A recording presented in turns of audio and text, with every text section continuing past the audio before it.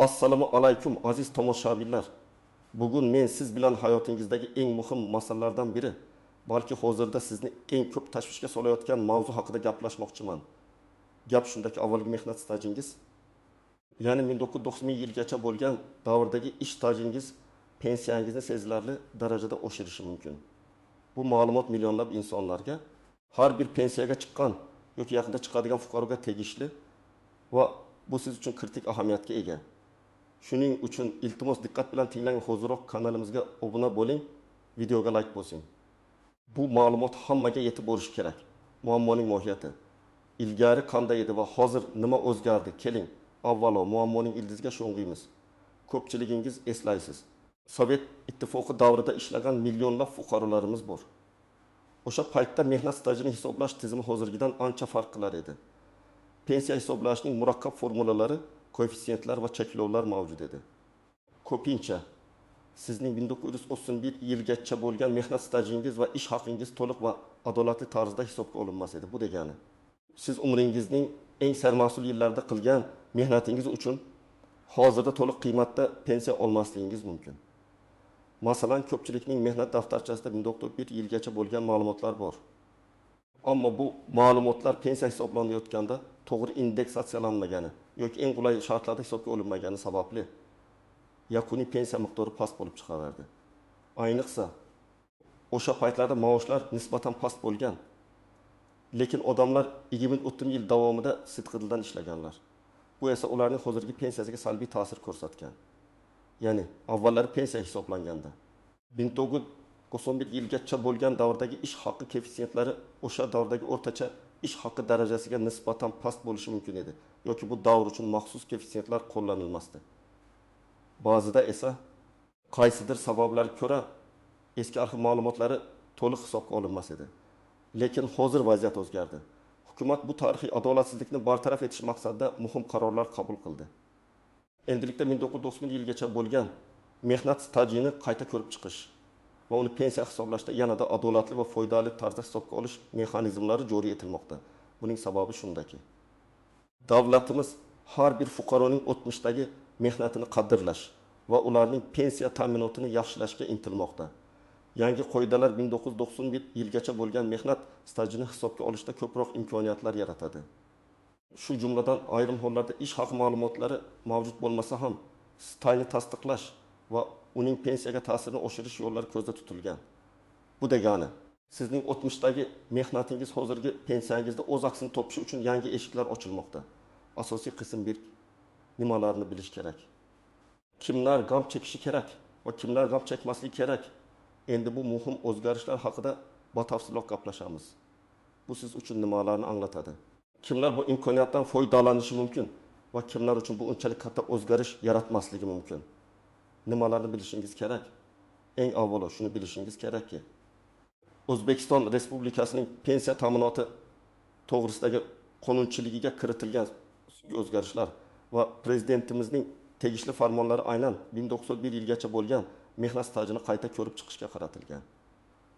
Bu o'zgarishlarning asosiy maqsadi o'sha davrdagi mehnat staji ko'rsatkichlarini hozirgi iqtisodiy sharoitlarga mos ravishda indeksatsiyalashgan, ya'ni ularning qiymatini oshirishdir. Ya'ni siz 1991 yilgacha ishlagan yillaringiz uchun avvalidan ko'proq bol yoki koeffitsiyent olishingiz mumkin. Bu qanday ishlaydi? Pensiya hisoblanayotganda sizning mehnat stajingizning har bir yili ma'lum bir qiymatga ega bo'ladi. 1990 yilgacha bo'lgan davr uchun bu qiymat endilikda yangi, ko'proq foyda keltiradigan formulalar bo'yicha hisoblanadi.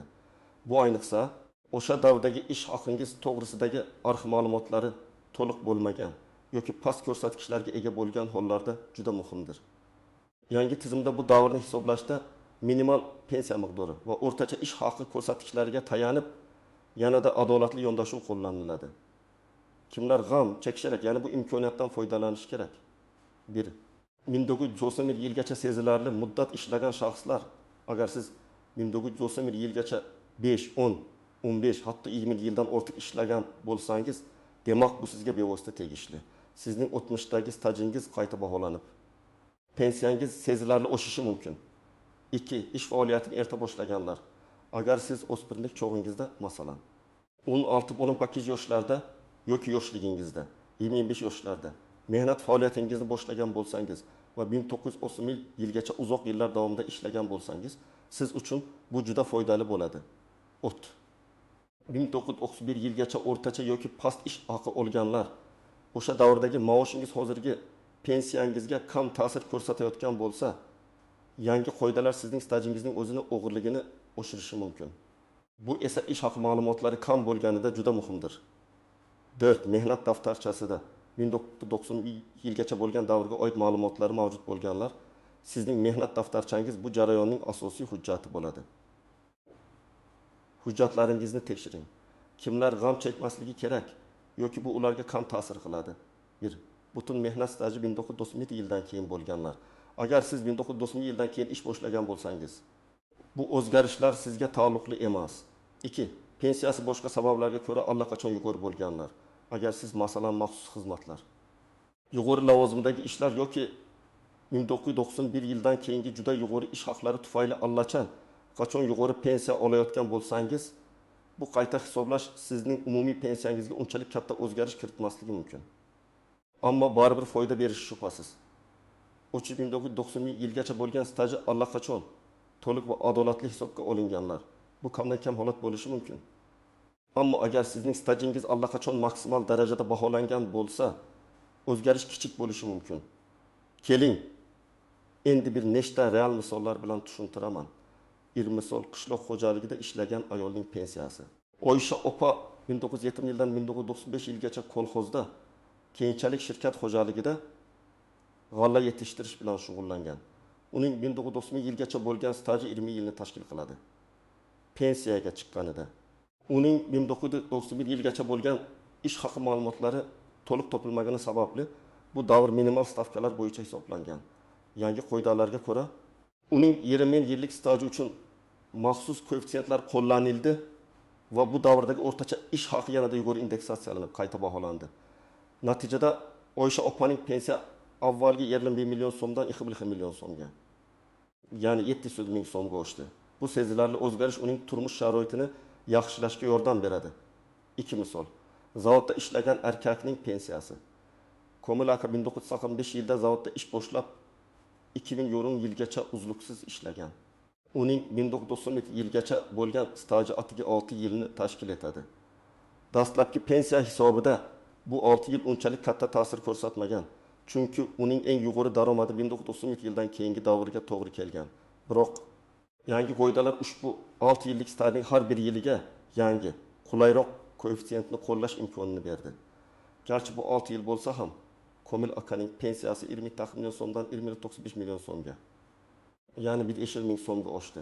Bu kichikroq o'zgarish bo'lsa ham, Komil aka uchun qo'shimcha daromad hisoblanadi. Bu misol shuni ko'rsatadiki, hatto qisqaroq 1992 yilgacha bo'lgan staj ham pensiya miqdoriga ijobiy ta'sir ko'rsatishi mumkin. 3 misol, murakkab stajga ega bo'lgan shaxs. Dilbar opa 1980 yildan 1993 yilgacha universitetda o'qigan. So'ngra 1993 yildan 1995 yilgacha maktabda o'qituvchi bo'lib ishlagan. Uning 1990 yilgacha bo'lgan ish staji 8 yilni tashkil etadi. Bundan tashqari 5 yil o'qish davri bor. Avvalgi qoidalarda odatda o'qish davri mehnat stajiga to'liq kiritilmasdi yoki u pensiya miqdoriga sezilarli ta'sir ko'rsatmasdi. Ammo yangi qonunchilikda ayrim hollarda oliy ta'lim muassasalarida o'qish davri ham pensiya stajiga qo'shilishi yoki maxsus koeffitsiyentlar bilan hisoblanishi mumkinligi ko'zda tutilgan. Agar Dilbar opaning 5 yillik o'qish staji ham yangi qoidalarga muvofiq qayta ko'rib chiqilsa, uning pensiya bazasiga sezilarli ta'sir qilishi mumkin. Masalan, agar o'qish davri ham to'liq hisobga olinsa, uning pensiyasi 6 million so'mdan 2 million so'mga o'sishi mumkin. Bu juda muhim nuans, chunki ko'pchilik o'qish davri pensiya hisoblashda hisobga olinmaydi deb o'ylaydi. 4 misol, pensiyaga katta o'zgarish bo'lmasligi mumkin bo'lgan holat. Rustam aka 1990 yildan 1990 yilgacha 2 yil harbiy xizmatni o'tagan. So'ngra 1990 yildan keyin xususiy sektorda yuqori maoshli lavozimlarda ishlagan. Uning 1990 yilgacha bo'lgan staji atiga 3 yilni tashkil etadi. Harbiy xizmatdan keyingi ish davri. Rustam akaning 1991 yildan keyingi yillarda olgan yuqori ish haqi uning umumiy pensiya miqdorini allaqachon ancha yuqori darajada shaxlantirgan. Masalan, 3,5 million so'm. 1990 yilgacha bo'lgan 3 yillik stajning qayta hisoblanishi uning pensiyasini 3,5 million so'mdan 3,7 million so'mga oshirishi mumkin. Ya'ni farq unchalik katta bo'lmaydi. Bu misol shuni ko'rsatadiki, agar sizning post 1991 yildagi daromadingiz pensiya miqdoriga katta ta'sir ko'rsatgan bo'lsa, oldingi stajni qayta hisoblash foyda keltirsa ham umumiy miqdorda sezilarli o'zgarish sezilmasligi mumkin. Shunga qaramay, har qanday qo'shimcha mablag' ortiqchalik qilmaydi. Asosiy qism 2 qoidadan istisnolar, qaltis jihatlar va oshkor etilmagan nozikliklar har qanday qoida va tizimda bo'lgani kabi bu yangi tartibda ham o'ziga xos istisnolar. Qaltis jihatlar va e'tibordan chetda qolishi mumkin bo'lgan nozikliklar mavjud. Ularni bilish sizning jarayonni muvaffaqiyatli yakunlashingiz uchun juda muhim. 1. Hujjatlarning yo'qolishi yoki yetishmasligi. Eng keng tarqalgan muammolardan biri bu mehnat daftarchasining yo'qolishi yoki undagi ma'lumotlarning to'liq emasligidir. Agar sizning mehnat daftarchangiz yo'qolgan bo'lsa yoki 1992 yilgacha bo'lgan davrga oid yozuvlar mavjud bo'lmasa nima qilish kerak? Bunday holatlarda siz mehnat stajingizni tasdiqlovchi boshqa hujjatlarni taqdim etishingiz mumkin. Bularga quyidagilar kiradi: arxiv ma'lumotnomalari, siz ishlagan korxona, tashkilot yoki muassasaning arxivlaridan olingan ma'lumotnomalar. Agar korxona tugatilgan bo'lsa, uning arxivlari davlat arxivlariga o'tkazilgan bo'lishi mumkin. Ish joyidan ma'lumotnomalar, agar korxona hali ham faoliyat yuritayotgan bo'lsa, u yerdan sizning ish stajingiz va lavozimingizni tasdiqlovchi ma'lumotnomani olishingiz mumkin. Sud qarorlari ba'zi murakkab holatlarda agar boshqa hujjatlar topilmasa, sud orqali guvohlar ko'rsatmasiga asoslanib mehnat stajini tasdiqlash mumkin. Bu uzoqroq jarayon bo'lishi mumkin, lekin oxirgi chora sifatida ishlatiladi. Kadrlar bo'limidan nusxalar. Agar mehnat daftarchangizga yozuvlar kiritilmagan bo'lsa ham, kadrlar bo'limidagi buyruqlar kitobi, shaxsiy kartochkalar kabi hujjatlardan nusxa olishingiz mumkin. Ikki hisobga olinmaydigan davrlar. Har doim ham barcha davrlar pensiya stajiga bir xil tarzda kiritilavermaydi. Masalan, 1991 yilgacha bo'lgan davrdagi quyidagi holatlar pensiya hisoblashda ba'zi cheklovlarga ega bo'lishi mumkin. Noqonuniy mehnat faoliyati. Agar mehnat staji rasmiy tarzda rasmiylashtirilmagan bo'lsa, oliy ta'lim muassasalarida o'qish davri, yuqorida aytib o'tganimdek, hozirda o'qish davrlarini hisoblash borasida ijobiy o'zgarishlar mavjud. Ammo bu hali ham aniq qoidalar va shartlarga bog'liq bo'lishi mumkin. Ya'ni, har bir o'qish turi ham avtomatik ravishda stajga qo'shilavermaydi. Pensiya jamg'armasida bu borada batafsil ma'lumot olishingiz mumkin. Bolaga qarab o'tirish davrlari. Ayollar uchun bolaga qarab o'tirish davri stajga qo'shiladi. Lekin bu ham ma'lum bir muddat bilan cheklangan bo'lishi mumkin. Masalan, har bir bola uchun ma'lum bir yil. Ushbu davrlar ham qayta ko'rib chiqilishdan o'tishi mumkin. Uchu respublikalararo kelishuvlar, agar siz Sovet ittifoqi davrida boshqa ittifoq respublikalarda, masalan, Rossiya, Qozog'iston, Ukraina ishlagan bo'lsangiz, bu stajni O'zbekistonda pensiya hisoblashda tan olish masalasi respublikalararo kelishuvlar va shartnomalar orqali amalga oshiriladi. Bunday stajni tasdiqlash uchun boshqa davlatlardan rasmiy hujjatlar, ish joyidan ma'lumotnomalar, arxivlardan ko'chirmalar talab qilinishi mumkin. Bu jarayon biroz uzoqroq bo'lishi mumkin, chunki xalqaro pochta va arxiv so'rovlari talab etiladi. Shuning uchun agar sizda shunday holat bo'lsa, imkon qadar tezroq pensiya jamg'armasiga murojaat qilishingiz kerak. 4. Murojaat qilish muddati. Aksariyat hollarda pensiya qayta hisoblash uchun murojaat qilish muddati cheklanmagan. Ya'ni siz istagan vaqtda murojaat qilishingiz mumkin. Biroq shuni unutmangki, pensiya miqdori oshgandan so'ng yangi miqdordagi pensiya siz murojaat qilgan oydan boshlab to'lanadi. O'tmishdagi farqlar, masalan, 5 yil oldingi farq odatda hisoblab berilmaydi. Shuning uchun qancha tez murojaat qilsangiz, shuncha tezlik bilan oshirilgan pensiyani ola boshlaysiz. 5. Avtomatik qayta hisoblash yoki arza asosida. Bu juda muhim jihat. Ko'pchilik pensiyalar avtomatik ravishda qayta hisoblanadi deb o'ylaydi. Lekin 1910 yilgacha bo'lgan stajni qayta ko'rib chiqish ko'pincha sizning arzangiz asosida amalga oshiriladi. Pensiya jamg'armasi barcha eski ma'lumotlarni avtomatik ravishda yangi qoidalar bo'yicha tahlil qilib chiqishga imkoniyati bo'lmasligi mumkin. Ayniqsa qo'shimcha hujjatlar, masalan, arxiv ma'lumotnomalari talab qilinadigan holatlarda sizning faol ishtirokingiz talab etiladi. Shuning uchun o'z stajingizni tekshirish va murojaat qilishga shoshiling. 6 pensiya oshishi boshqa imtiyozlarga ta'siri. Pensiyangiz oshishi bilan birga ba'zi ijtimoiy imtiyozlaringizga ta'sir qilishi mumkinligi haqida ham o'ylab ko'rish kerak. Masalan, agar siz kam ta'minlangan oila sifatida subsidiyalar olgan bo'lsangiz, pensiya oshganda oilaviy daromadingiz oshadi va bu imtiyozlarga bo'lgan huquqingizga ta'sir qilishi mumkin. Bu har bir shaxsning individual vaziyatiga bog'liq. Biroq odatda pensiya oshishi umumiy farovonlikni oshiradi va bu ijobiy o'zgarish hisoblanadi. Amaliy maslahatlar. Tomoshabin nima qilishi kerak aziz do'stlar? Barcha ma'lumotlarni bilib oldingizmi? Unda hozir aniq harakatlar rejasini tuzib chiqamiz. Bu sizning qo'shimcha pensiya olishingiz uchun juda muhim qadamlar. Bir qadam. Hujjatlaringizni to'plang va tekshiring. Eng avvalo, o'z uyingizdagi barcha pensiyaga oid hujjatlaringizni to'plab chiqing. Bu jarayonning asosi hisoblanadi. Mehnat daftarchangiz bu eng asosiy hujjat. Undagi 1991-yilgacha bo'lgan barcha yozuvlarni diqqat bilan ko'rib chiqing. Qaysi tashkilotlarda, qaysi lavozimlarda, qaysi sanalarda ishlaganingizni aniqlang. Barcha yozuvlar, muhrlar va imzolar bilan tasdiqlanganligiga ishonch hosil qiling. Agar yozuvlar chala yoki o'qish qiyin bo'lsa, eslatma oling. Diplomlar va attestatlar. Agar siz 1991 yilgacha oliy yoki o'rta maxsus ta'lim olgan bo'lsangiz, o'qish davringizni tasdiqlovchi diplomlaringizni tayyorlang. Ba'zi hollarda o'qish stajiga qo'shilishi mumkin. Harbiy guvohnoma, o'yin bilet. Agar siz 1991 yilgacha harbiy xizmatni o'tagan bo'lsangiz, harbiy guvohnomangizni tayyorlab qo'ying. Harbiy xizmat davri ham mehnat stajiga kiritiladi. Bolalaringizning tug'ilganlik haqidagi guvohnomalari. Ayollar uchun agar 1991 yilgacha bolalaringiz bo'lgan bo'lsa va ularga qarab o'tirgan bo'lsangiz, bu davr ham stajga kiritilishi mumkin. Har bir bola uchun guvohnomani tayyorlang. Boshqa qo'shimcha hujjatlar.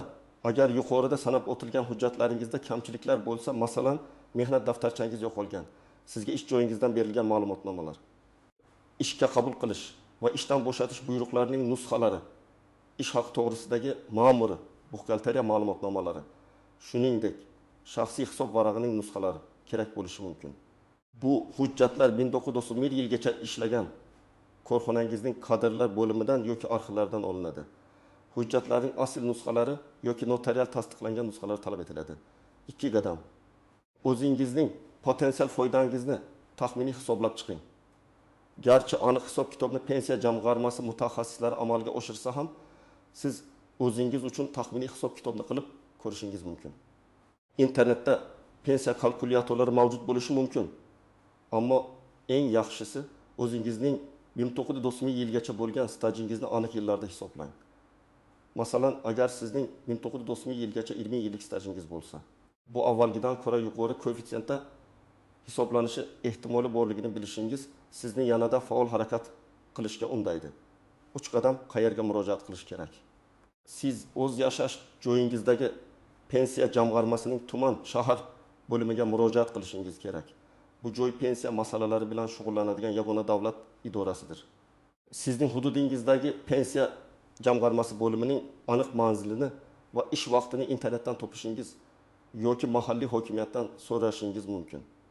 4 qadam, o'zingiz bilan nimalarni olib borish kerak?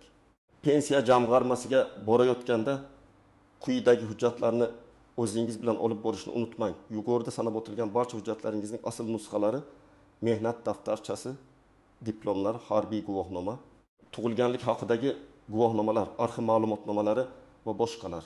Pasportingiz, pensiya guvohnomangiz agar mavjud bo'lsa, barcha hujjatlarning nusxalarini ham oldindan tayyorlab qo'yishni maslahat beraman. 5 qadam. Nima yozish kerak? Pensiya jamg'armasi bo'limida sizga ariza blankasi beriladi. Siz ushbu arizani to'ldirishingiz kerak bo'ladi. Arizada odatda quyidagilar ko'rsatiladi: EFA, familiya, ism, sharifingiz, pasport ma'lumotlaringiz, yashash manzilingiz va aloqa telefon raqamingiz.